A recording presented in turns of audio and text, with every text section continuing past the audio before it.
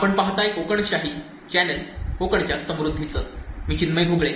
कोकणशाहीच्या शाही संवाद या विशेष कार्यक्रमामध्ये आपण सर्वांचं स्वागत करतोय. आपल्यासोबत आज स्वामी समर्थ महाराज मठ खोटले यांचे मठाधिपती श्री गणेश घाडीगावकर सर आहेत. त्यांचा आज वाढदिवस आहे. सर, सर्वप्रथम तुम्हाला वाढदिवसानिमित्त खूप खूप शुभेच्छा. तुम्हाला उत्तम आरोग्य आणि दीर्घायुष्य लाभो ही स्वामींच्या चरणी प्रार्थना. सर, आज माझ्यासोबत एक उद्योजक आहे, मठाधिपती आहे. पण हा उद्योजक मठाधिपती देखील कधीतरी लहान असेल. बालपणच्या अनेक गमती जमती असतील. आमचं तर बालपण आंब्याचं झाड असेल किंवा काजूच्या झाडावर गेलंय. आपलं नेमकं बालपण कसं गेलंय आम्हाला जाणून घ्यायचंय. बालपण माझं कोकणामध्ये आपल्या मालवण तालुक्यातील खोटले या गावीच झालं. खरं तर माझा जन्म झाला मुंबईमध्ये, पण त्यानंतर आई वडील गावी आल्यानंतर गावीच येणं झालं, गावी राहणं झालं आणि त्यामुळे माझं शिक्षणही प्राथमिक, माध्यमिक आणि कॉलेज ही शिक्षण माझं इथे कोकणातच झालं. आणि त्यामुळे कोकणामधील ओढा जास्त बालपणापासूनच मला लागला. सर, हे झालं तुमच्या शिक्षणाबद्दल आणि माध्यमिक आणि प्राथमिक शिक्षण म्हटलं, पण उच्च शिक्षणासाठी तुम्ही त्यानंतर काय केलं? उच्च शिक्षण म्हणजे मी तर असं म्हणेन की आपण सर्वजण म्हणतो की जशी आपण पदवी घेतो किंवा इतर गोष्टी आपण डिप्लोमा डिग्री घेतो त्याला आपण शिक्षण म्हणतो. बरोबर. आणि त्यांना आपण सुशिक्षित म्हणतो. पण माझी व्याख्या थोडीशी वेगळी आहे. बरोबर.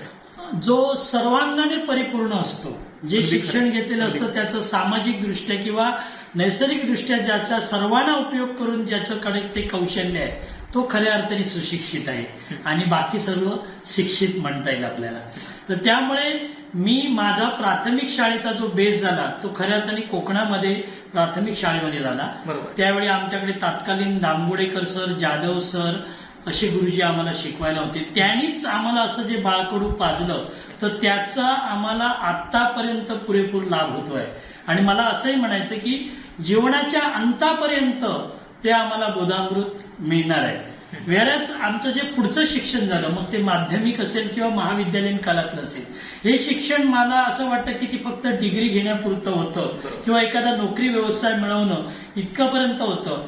पण जर खऱ्या अर्थाने मराठी शाळेमध्ये जे शिक्षण मिळालं हेच खरं आम्ही उच्च शिक्षण समजतो. माध्यमिक शिक्षण माझं कसाल हायस्कूलला झालं, त्यानंतर कट्टा वराडकर हायस्कूलला 12वी पर्यंत झालं आणि त्यानंतर मी परत मुंबईला गेलो. मुंबईला जाऊन मी बॉम्बे हॉस्पिटलमध्ये ओटी टेक्निशियनचं अप्रेंटिसशिप चालू केली आणि त्याच वेळी सायमेंटेन्सली मी बाहेरून BSc केलं आणि त्यानंतर मी त्याच ठिकाणी म्हणजे बॉम्बे हॉस्पिटलमध्येच कार्यरत झालो आणि साधारणपणे 1981 ते 1992 या कालावधीमध्ये मी बॉम्बे हॉस्पिटलमध्ये नोकरी केली. सर, प्रत्येक माणसाला काही ना काही छंद असतात. आपला नेमका कोणता छंद आहे? छंद म्हणाल तर माझ्या बालपणामधूनच छंद चालू त्याचा म्हणजे भटकंती, जास्त फिरणे. आणि ते फिरणं कुठे असेल तर शहरं मला मुळीच आवडत नाही. प्रत्येक गावागावात, खेडेगावामध्ये अशा ठिकाणी माझी निसर्गाशी ओढ असल्यामुळे निसर्गाशी जवळीक आहे आणि निसर्गामध्ये रमणे, निसर्गामध्ये फिरणे, निसर्गाचं निरीक्षण करणे आणि त्याचा पूर्ण आस्वाद आपण घेणे, त्याचा आस्वाद दुसऱ्यांनाही देणे हाच माझा प्रमुख छंद आहे. याच्या व्यतिरिक्त नाटक वगैरे काही त्यामध्ये? छान प्रश्न आला तुमचा. खरं म्हणजे मी बॉम्बे हॉस्पिटलमध्ये कार्यरत असते वेळी वाचनाची त्यावेळी मला छान आवड होती आणि त्या आवडीच्याच माध्यमातून मी एकांकिका वगैरे करायला लागलो. आणि त्यावेळी कामगार कल्याण पुरस्कारची नाट्य स्पर्धा असायच्या आणि त्या स्पर्धेमध्ये मी नाटकांमध्ये काही भूमिका केल्या. त्याच्यामध्ये मला पारितोषिक पण मिळाली. एका वेळी बाल गंधर्व नाट्यगृह बांद्रा इथे तर मला प्रथम क्रमांक मिळाला होता. तर त्याच माध्यमातून मग पुढे त्या काळी कला साधना म्हणून एक नाट्यसंस्था होती प्रोफेशनल आणि तिथे मला संधी मिळाली काम करायची आणि कला साधना नाट्यसंस्थेतर्फे मध्ये मी प्रोफेशनल नाटकामध्ये आलो आणि त्या प्रोफेशनल नाटकांमध्ये मी अनेक नाट्यप्रयोग केले. त्यात मधुसूदन कालेलकरांचं नातं हा माझा हे प्रयोग माझ्या आयुष्यातील सर्वात जास्त म्हणजे 250 प्रयोग झाले संपूर्ण महाराष्ट्रात. तर त्या प्रयोग केले. त्यानंतर संबुसाच्या चाळीत, दिल्या घरी तू सुखी राहा अशी त्या काळी नाटकं आमची फार गाजलेली होती आणि त्याच काळामध्ये मग आम्हाला प्रसिद्ध आपले मालवणी नाटककार मच्छिंद्र कांबळी यांची भेट झाली. आप्पा गाडी म्हणून त्यांच्या नाटकामध्ये काम करायचे त्यांच्या माध्यमातून, आणि त्यांच्याही नाटकामध्ये मला सबस्टिट्यूट म्हणून काम करायची संधी त्या काली मिळाली होती. सर माझ्यासमोर एक नाटकातलं देखील रत्न बसले, कलाकार बसलाय, त्यामुळे एक नाटकातला एखादा डायलॉग तर झालाच पाहिजे. शेवटी नाटक हे नाटकच असतं, परंतु कुठला डायलॉग बोलायचा हा पण मोठा प्रश्न आहे. पण तुमची इच्छा आहे म्हणून सांगतो, नाथा माझ्यामध्ये माझी सुरुवातीच्याच एंट्रीला असं एक संवाद होता, अरे ह्योच का नाथूचा बंगला. अशा प्रकारची माझी विनोदी भूमिका होत्या. आणि त्यावेळी मला सहकारी बरेच भेटले होते. आत्ताच नुकते रंगभूमीवरून आपल्या जगातून आपलासा निरोप घेतलेले प्रतीक पटवर्धन माझ्याबरोबर नेहमी असायचे. आमच्या घरी पण इथे कुठल्याला वगैरे येऊन गेले. नीलम शिर्के, अलका कुबल, त्याच्यानंतर त्या थोडासा आम्हाला सहवास सतीश दुभाषी यांचा पण मिळाला होता. मच्छिंद्र कांबळींचं तुम्हाला नाव सांगितलंच मी. असे नामवंत कलाकारांशी आमचा संपर्क आलेला आहे. आपले शिवाजी साटम वगैरे त्यांच्याशी पण संपर्क आलेला आहे त्या काळी. सर नाटक म्हटल्यावर पडद्यामागे देखील अनेक गोष्टी, अनेक गमती जमती घडत असतील. पडद्यामागच्या गोष्टी जर आमच्याशी शेअर करा. हा नक्कीच. नाटक तर सर्वच बघत असतात प्रेक्षक. बरोबर. असंच एक नाटक आम्ही नाता हा माझाच आमच्या गावी आणलं होतं. 4 त्यामध्ये स्त्री कलाकार होते आणि मोठं नाटक होतं, नेपथ्य वगैरे खूप छान होतं. आणि त्या नाटकामध्ये मी बारकूचा रोल करत होतो.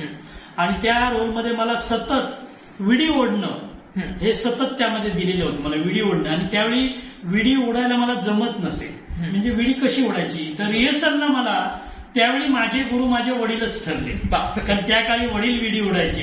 त्यामुळे ती कसं नेमकी विडी ओढायची, धूर कसा सोडायचा हे त्यांच्याकडनं मला प्रशिक्षण मिळालं. सर दरवेळी आपण पाहतो आतापर्यंत की वडील नेहमी प्रवृत्त करतात की विडी ओढू नको, वडील धपाटे देतात, पण इथे मात्र आम्हाला वेगळं पाहायला मिळतं. नाही, वडील प्रवृत्त का करत नाही तर तो एक हे व्यसन होऊ शकतं. बरोबर. पण या ठिकाणी रोल बदललेला आहे. वडील सुद्धा माझे नाटककार होते. वडिलांनी माझ्या त्या काळी जवळजवळ 8 ते 10 नाटकं लिहिलेली होती. ते स्वतः काम करायचे, त्यामुळे नाटकाचाही त्यांचा छंद होता.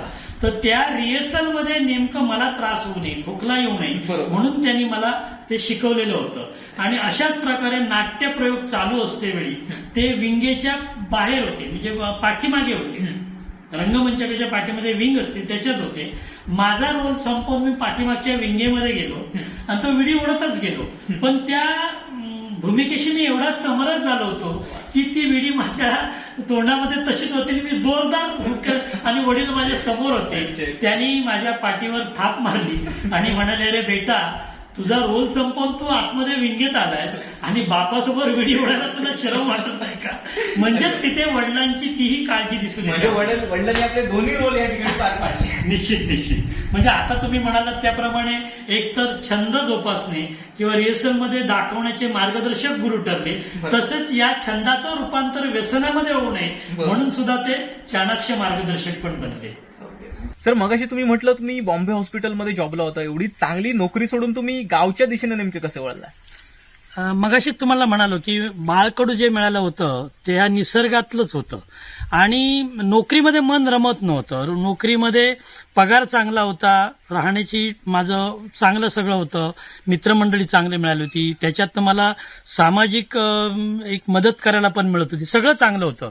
पण ज्यावेळी आमचे वडील गेले, म्हणजे ज्यावेळी वडील हे झालं त्यावेळी आमचं घरामध्ये दिवाबत्ती किंवा इतर ह्या गोष्टीचं निमित्त मला मिळालं इतरांना सांगायला. खरी म्हणजे माझी ओढ गावाकडेच होती. आणि मग माझं गाव मला सांभाळायचं आहे, माझं घर सांभाळायचं आहे हे सांगून माझ्या नातेवाईकांना, सगळ्या मित्रमंडळींना, भावा बहिणींना सांगून मी गावाकडे आलो आणि मी या निसर्गामध्ये रमायला सुरुवात केली.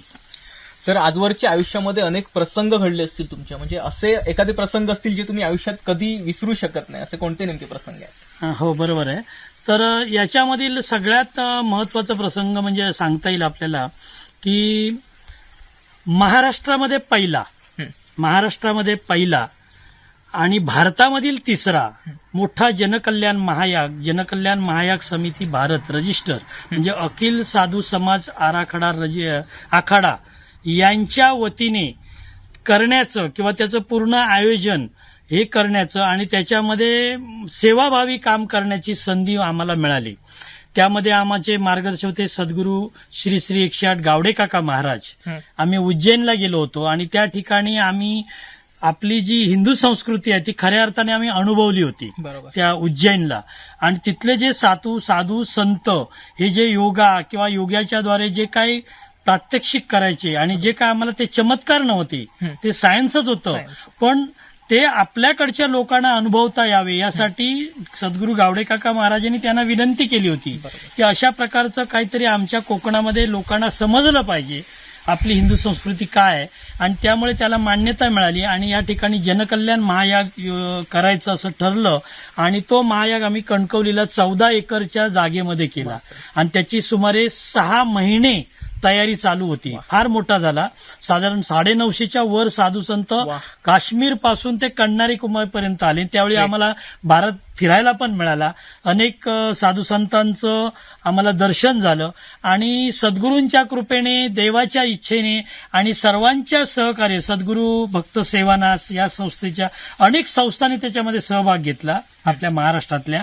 या सगळ्यांच्या माध्यमातून तो कार्यक्रम खूप छान झाला आणि त्यावेळी आम्हाला अतिशय चांगलं कार्यक्रम केल्याबद्दल, आयोजन नियोजन त्याचं सगळं याच्याबद्दल चांगल्या प्रकारचं सर्टिफिकेट मिळालं आणि अक्षरशः साधू संतांकडनं आमच्या पाठीवर शाबासकीची थाप मिळाली. हे माझ्या मते तरी फार मोठी महत्वाची गोष्ट मी समजतो. आणि दुसरी गोष्ट सांगायची तर थोर इतिहास तज्ज्ञ बाबासाहेब पुरंदरे यांच्याबरोबर ज्यावेळी सहवास मिळाला, आमचे मित्र आहेत, इतिहास तज्ज्ञ राजेंद्र टिपरे म्हणून आहेत, मंगेश निरवणे म्हणून आहेत पुण्याचे, आणि मुंबईचे मठाधिपती विजयदादा नलावडे म्हणून आहेत. त्यांच्या माध्यमातून आमची ओळख झाली आणि बाबासाहेब पुरंदरे साहेब यांच्याकडे जाणं येणं होत गेलं. त्यांचा संपर्क वाढला आणि त्यांनी एक मोठा कार्यक्रम आयोजित केला मुंबईला जहांगीर आर्ट गॅलरीमध्ये. त्याचे उद्घाटक तत्कालीन राज्यपाल होते आणि प्रमुख पाहुणे तत्कालीन मुख्यमंत्री देवेंद्र फडणवीस होते. हा कार्यक्रम 8 दिवस, पण नंतर प्रतिसाद मिळाला तो 15 दिवस करावा असं शासनाकडनं मिळालं. फार मोठं काम होतं ते. ती पण जबाबदारी आपल्यावर होती आणि ती पण जबाबदारी आम्ही आमच्या सगळ्या गुरुबंधू भगिनी आणि सगळ्यांच्या सहकार्याच्या माध्यमातून यशस्वीरित्या पार पडली. तो कार्यक्रम खूप छान झाला आणि त्या कार्यक्रमाची पण कौतुकाची थाप आम्हाला मिळाली. बाबासाहेब पुरंदरे स्वतः त्याबद्दल खूप खुश होते आणि त्यानंतर तोच कार्यक्रम दिल्ली आणि लंडन येथे करायचं असं आयोजन चालू होतं आणि नेमका कोरोनाचा विषय आला. कदाचित आपले ते कार्यक्रम पुढे होतील. तोही एक कार्यक्रम आपल्या आयुष्यातील फार महत्वाचा समजतो मी. सर, आजवरच्या तुमच्या प्रवासामध्ये नेमकं कोणाकोणाचं सहकार्य लाभलं आणि त्यांचे आभार कसे मानले? सहकार्य म्हणजे असं आहे की सुरुवातीला त्याला सहकार्य म्हणा, कर्तव्य म्हणा, प्रथमतः मी माझं महत्व देतो माझ्या आई वडिलांना. आई वडिलांनी मला सुरुवातीपासून अशी म्हणालो, नोकरीपेक्षा व्यवसायाकडे वळणे याचे माझे गुरु ठरले माझे वडीलच. त्याच्यानंतर प्राथमिक शाळेमध्ये त्यावेळी दामगोडेकर sir, Jadhav sir, Juvatkar sir, तुळसकरबाई अशी नावं आहेत. आज ते नाही आहेत कोण, पण त्यांची शिक्षण, त्यांनी जे दिलेलं शिक्षण आमच्याबरोबर कायम आहे. त्याचा उपयोग मला या ठिकाणी बराच झाला आणि पुढील आयुष्यामध्ये पण तो मिळणार आहे एवढं निश्चित. त्यानंतर अध्यात्मामध्ये आध्यात्मिक गुरु ठरले सद्गुरू श्री श्री 108 गावडे काका महाराज. खरं अध्यात्म काय आहे, समाजाशी कसं वागावं, खरी देवाची भक्ती कशी करावी आणि समाजाला मदत करतेवेळी आपल्याला देवाचे कृपा आशीर्वाद कसे मिळतात हे त्यांच्याकडनं मला शिकता आलं. चेंबूरचे मठाधिपती आहेत विजयदादा नलावडे, यांनी मला व्यावसायिक मार्गदर्शन फार चांगलं केलं. माझ्याबरोबर ते आले. काही पडत्या काळामध्ये किंवा व्यवसायामध्ये चढ उतार असतात, मग ज्यावेळी उतार होता त्यातून कसं मार्ग काढावा आणि आपण परत व्यवसायामध्ये कसं झोकून द्यावं यासाठी त्यांनी नुसतं मार्गदर्शनच नाही, मार्गदर्शन कोणी करतं, पण त्याची पूर्तता करण्यासाठी जे आर्थिक पाठबळ लागते ते सुद्धा त्यांनी केलं. त्याच्यानंतर काही आयुष्यामध्ये प्रसंग येत गेले, त्याच्यामधनं कसं बाहेर पडावं, कायद्याच्या कसोटीमध्ये कसं राहावं, कुठेही आपल्याला अडकून पडता येऊ नये या दृष्टीने मला मार्गदर्शन करणारे कायदेविषयी तज्ज्ञ जे आहेत ते ॲडव्होकेट शैलेशजी जाधव म्हणून आहेत. ते पण मला मार्गदर्शक माझ्या आयुष्यामध्ये आहेत.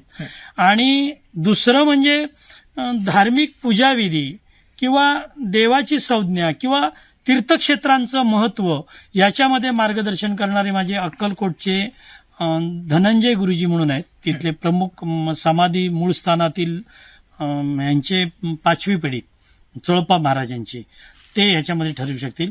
अशी नाट्यक्षेत्रातील तुम्हाला मी म्हणालो मच्छिंद्र कांबळे होते, त्याच्यानंतर आताच प्रदीप पटवर्धन ते गेले, ते लोक सुद्धा मला त्यावेळी गुरु ठरलेले आहेत. अशा प्रत्येक वेळी आम्हाला जागोजागी गुरु मिळत गेलेले आहेत.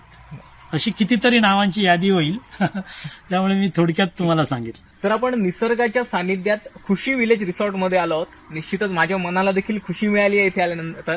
नेमका खुशी विलेज रिसॉर्टचा जन्म कसा झाला? खरं मग अशी म्हणाल्याप्रमाणे निसर्गाची ओढ होती मला, आणि 1993 ते 2002 मध्ये वनलक्ष्मी नावाचं एक रिसॉर्ट आम्ही त्या काळी डेव्हलप केलं होतं. बरोबर. त्यावेळी माझे पार्टनर वेगळे होते. तर त्या काळामध्ये रस्ता नव्हता आपल्याकडे पक्का, लाईटची धड सोय नव्हती, फोनचं तर नावच घेऊ नका. मग अशा काळामध्ये सुद्धा निसर्गामध्ये आम्ही नैसर्गिक पर्यटन स्थळ चालू केलं होतं माझ्या जन्मगावी खोटल्याला. आणि त्यावेळी चांगला प्रतिसाद मिळाला होता. लोकांना काय पाहिजे हे त्यावेळी कळलं होतं मला. पण त्यानंतर काही काळानंतर दुर्दैवानं ते व्यवसाय बंद झाला, रिसॉर्ट वगैरे, आणि त्याची कुठेतरी खंत मनाला होती. पण म्हणतात ना, आपली जर दृढ इच्छा असेल तर तो निसर्ग कशी तरी आपल्याला पूर्ण करतो, निसर्ग साथ देतो, देवाचे आपल्याला आशीर्वाद मिळतात. आणि त्याच्यातच या जागेमध्ये ज्या ठिकाणी आपण उभे आहोत, तर आमचे मित्र शिवाजी नलावडे म्हणून आहेत, तर त्यांना ही जागा आम्ही डेव्हलप करून दिली होती. आणि आज बऱ्याचशा कालावधीनंतर परत त्यांच्याकडून की ही जागा आपण रिसॉर्टसाठी हे कार्यरत ठेवावी, याप्रमाणे त्यांच्याप्रमाणे आम्ही मग परत ही जागा आपल्याकडे आली. आणि मग इथे आम्ही खुशी, म्हणजे इथे आल्यानंतर तुम्हाला आनंद वाटला पाहिजे, या आनंदाच्या नुसार याचं नाव खुशी विलेज रिसॉर्ट ठेवलं. आणि इथे आम्ही खुशी पर्यटन केंद्र चालू केलेलं आहे.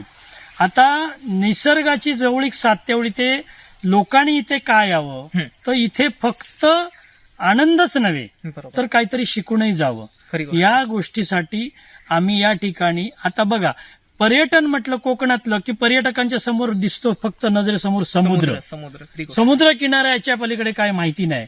पण मी तुम्हाला असं सांगेन की समुद्रापेक्षाही सौंदर्य आज इथे कोकणच्या दऱ्याखोऱ्यामध्ये आहे, सह्याद्रीच्या खोऱ्यांमध्ये आहे. या ठिकाणी सुंदर असे पक्षींची गुंज, झुळूकदार वाहणारा वारा आणि इथलं आजूबाजूचं सौंदर्य निश्चितच पर्यटकांना भुरळ घालतो. समुद्राच्या किनाऱ्यावर काही काळ पर्यटक विसावू शकतो, पण या जागेमध्ये आल्यानंतर पर्यटक एक नव्हे तर अजून 8-10 दिवस सुद्धा एका जागेवर राहू शकतो, एवढा इथे निसर्गाने आपल्याला भरभरून दिलेला आहे. आता हा जो तुम्ही परिसर बघताय, या परिसरामध्ये जंगल तर आहेच, पण या जंगलामध्ये आम्ही नारळ, सुपारी, केळी यासारखी झाडं लावलेली आहेत. आणि त्याही पलीकडे जाऊन, कोकणात नारळ सुपारीच आपल्या नजरेसमोर येतो, आंबाडी, फणस, पण त्याही पलीकडे जाऊन तुम्ही पाहू शकता की या ठिकाणी आम्ही स्पाइस गार्डन आता करायला घेतलेलं आहे. मिरवेल आहेत, लवंग आहेत, दालचिनी आहेत, जायफळ आहे, ऑल स्पायसेस आहेत, असे कितीतरी आम्ही प्रकारच्या या ठिकाणी लागवड केलेल्या आहेत. याच्यात 2 उद्देश आहेत. एक तर पर्यटकांना आनंद मिळावा, शिवाय इथल्या आजूबाजूच्या शेतकऱ्यांना त्याच्यापासून एक शिक्षण मिळून ते सुद्धा आपल्या परसबागेमध्ये अशा प्रकारची लागवड करू शकतात, केवळ नारळ, सुपारी, केळीवर न राहता अशी आंतरपिकं घेऊ शकतात. हा पण त्याचा मागचा उद्देश आहे. आणि सगळ्यात महत्वाचं म्हणजे याचं इथे मार्केटिंग आमच्या पर्यटकांच्या मार्फत पण आम्हाला करता येते. तर असा हा रमणीय परिसरामध्ये आम्ही खुशी विलेज रिसॉर्ट डेव्हलप केला. आपल्या बाजूला दिसते कॉटेज, रिसॉर्टला राहण्याच्या, अशा आपल्याकडे वेगवेगळ्या साईजच्या वातानुकूलित AC, non AC, common hall, या सगळ्या गोष्टी आपण इथे पर्यटकांच्या सेवेसाठी दिलेल्या आहेत. आणि इथे आलेल्या पर्यटकांच्या आतापर्यंतचे रिव्ह्यूज अतिशय सुंदर आहेत. इथे मालवणी जेवण, मालवणी खाद्यपदार्थ, ह्या सगळ्या गोष्टी आम्ही देतो. आणि सर्वात महत्वाचं म्हणजे मालवणी कल्चर जे आहे, टीव्ही इथे कोण बघतच नाही. खरी गोष्ट, धनगर नृत्य, शिमग्याचं नृत्य, ह्या सगळ्या गोष्टी इथे आम्ही दाखवतो. त्यामुळे इथले पर्यटक फार खुश असतात. म्हणजे सरांनी एकंदरीत सांगितल्याप्रमाणे जैवविविधतेचा अभ्यास करायचा असेल, जैवविविधतेचा आस्वाद जर घ्यायचा असेल तर निश्चितच खुशी विलेज रिसॉर्टला भेट द्यायला निश्चितच हरकत नाही. सर, खुशी विलेज रिसॉर्ट बाबत पुढे तुमचं नेमकं प्लॅनिंग काय?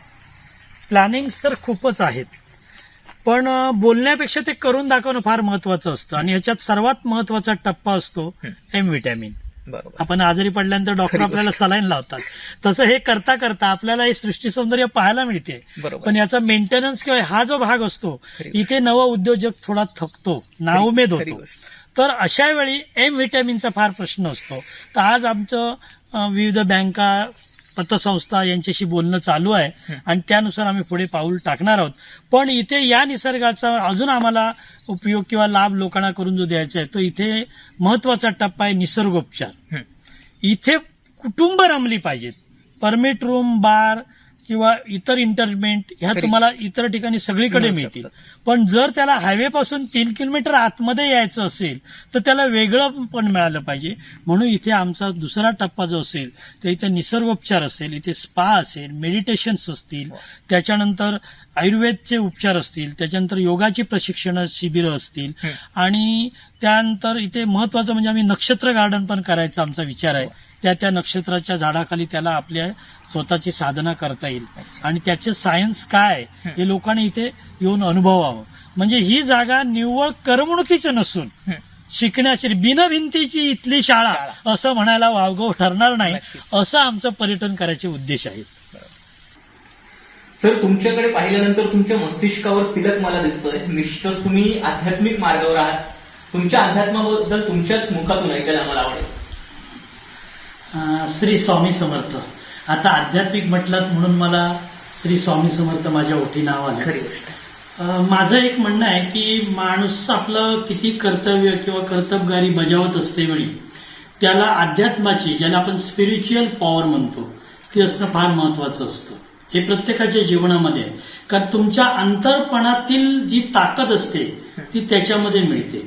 त्यामुळे आपल्याला अध्यात्म क्षेत्र प्रत्येकाने अंगीकार करणं हा फार महत्वाचा आहे. आपल्या हिंदू संस्कृतीमध्ये हा महत्वाचा भाग आहे. आणि हे कधी घडतं तर माणसाच्या जीवनामध्ये एखादा प्रसंग ज्यावेळी येतो त्यावेळी माणसाकडून खऱ्या अर्थानं भक्ती घडते किंवा त्याचं नामस्मरण होतं. नाहीतर कसं असतं, एक दिखावी भक्ती हे सगळे लोकच करतात. खरी गोष्ट. किंवा इतरांनी पाहावं, इतरांनी करावं, ह्या सगळ्या गोष्टी असतात. तर महत्वाचं म्हणजे प्रसंग आल्यानुसार आपण माणूस त्यामध्ये घेतला जातो. आमच्या घराण्यामध्ये पूर्वीपार आमच्या पंजोबा, वडील, आजोबा हे सगळं घराणं अध्यात्मामध्ये किंवा देवपूजेच्या कार्यामध्ये मग्न असायचे. म्हणजे तो एक वारसा रीतीने चालत आलेला भाग आहे. आणि दुसरा भाग स्वामी समर्थांच्या मार्गाकडे येण्याचा म्हणजे तसा एखादा घडलेला प्रसंग आणि त्या प्रसंगाच्या अनुषंगाने त्यावेळी मिळालेलं मार्गदर्शन आणि त्या मार्गदर्शनाने मग त्या प्रसंगातून बाहेर पडणे आणि पूर्ववत परत होणे, या मोठ्या अनुभवातूनच आपण अध्यात्माकडे येतो. आणि त्याप्रमाणेच मी सुद्धा अध्यात्माकडे ओढला गेलो. अध्यात्म म्हणजे नेमकं काय, वाचन, लिखाण हे सगळ्या गोष्टी आल्याच. पण हे करत असतेवेळी आपल्याला एका सद्गुरूची फार मोठी गरज असते. पुस्तकाचं ज्ञानाचं जरी भांडार असलं तरी त्याचं अंगी बांधणं किंवा ते आपल्याकडनं घडणं याच्यासाठी सद्गुरूंचं मार्गदर्शन आवश्यक असतं. आणि त्या ताकदीचा सद्गुरू असणं फार महत्वाचं आहे. आणि योगायोगाने मगाशी मी म्हणालो, जर आपली दृढ इच्छा असेल तर निसर्ग आपल्याला ते देत असतो.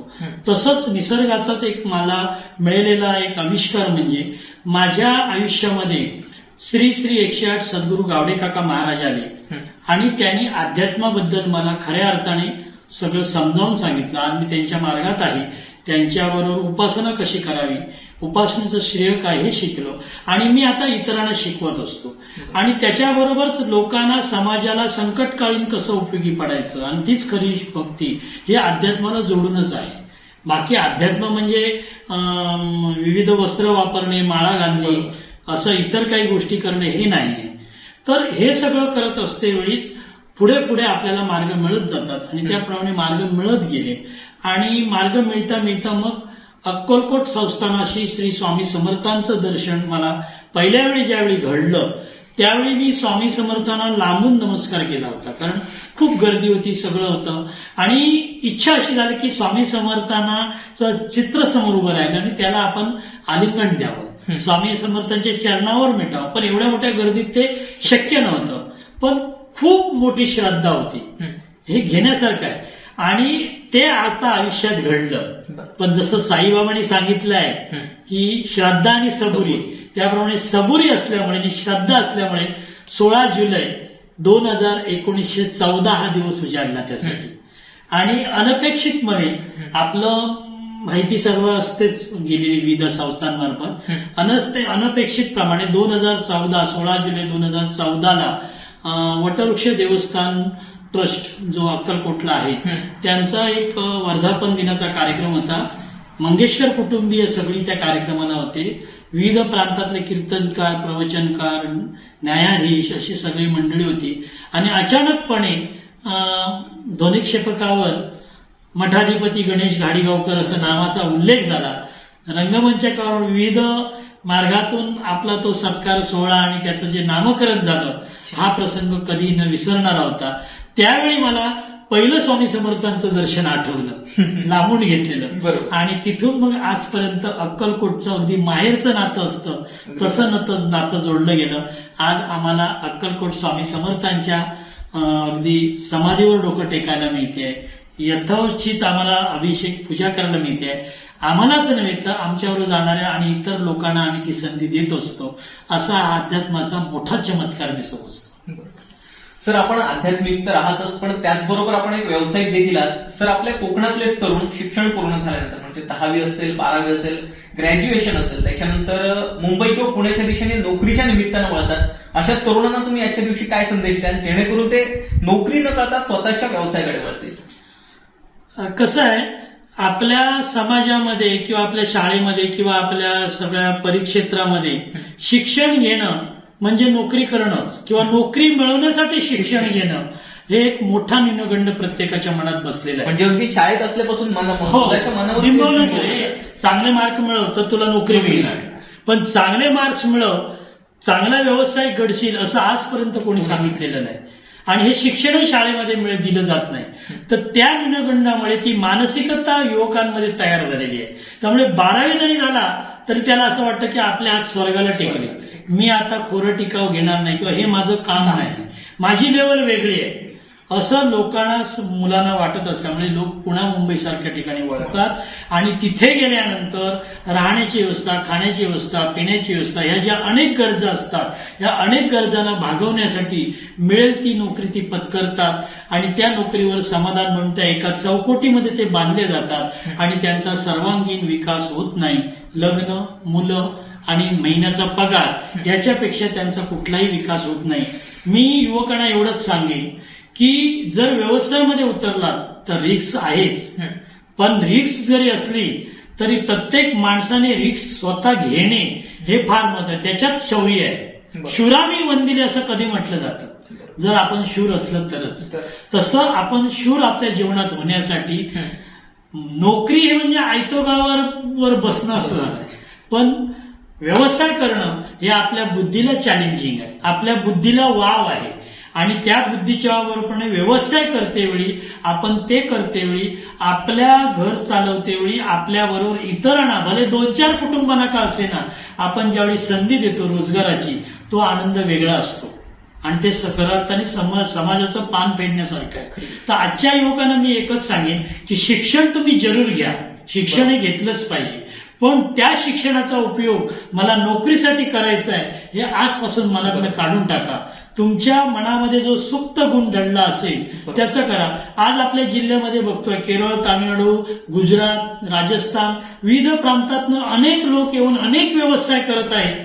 आपली अनेक व्यवसायाची दालनं इथे उघडी झालेली आहे. म्हणजे लक्ष्मी खऱ्या अर्थानं आपल्या जिल्ह्यामध्ये आलेली आहे. आणि आम्ही मात्र मुंबईकडे धाव घ्यायची आणि 5-10 हजार नोकरीवर समाधान मानायचं हे चुकीचं आहे.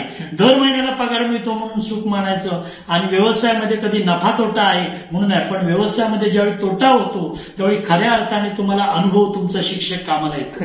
मी तर खरं म्हणेन की अनुभव हा फार मोठा आपल्या जीवनातला शिक्षक आहे. आणि म्हणून प्रत्येक युवकाने मी तर म्हणेन की शिक्षणाचा उपयोग व्यवसायासाठी करा, व्यवसायासाठी शिक्षण घ्या आणि व्यवसायच करा. तुम्ही जर त्या नजरेने जर पाहिलात तर तुमच्या अवतीभोवती व्यवसायाच्या अनेक संधी आहेत. तर आपण व्यावसायिक व्हावं, त्यावेळीच खऱ्या अर्थाने आपला जिल्हा सुख आणि समृद्धी करू शकतो.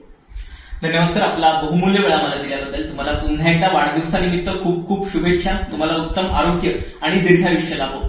तर हे होते गणेश घाडीगावकर, जे खोटलेगावचे स्वामी समर्थ महाराज मठ यांचे मठाधिपती आहेत. ऍक्च्युली ते एक कलारत्न आहे, सिंधुदुर्ग जिल्ह्यातलं एक आध्यात्मिक रत्न देखील आहे. अशीच अनेक रत्न आपल्या सिंधुदुर्ग जिल्ह्यामध्ये आहेत. आपण त्यांना देखील भेटणार आहोत, परंतु तुर्तास इथेच थांबतोय.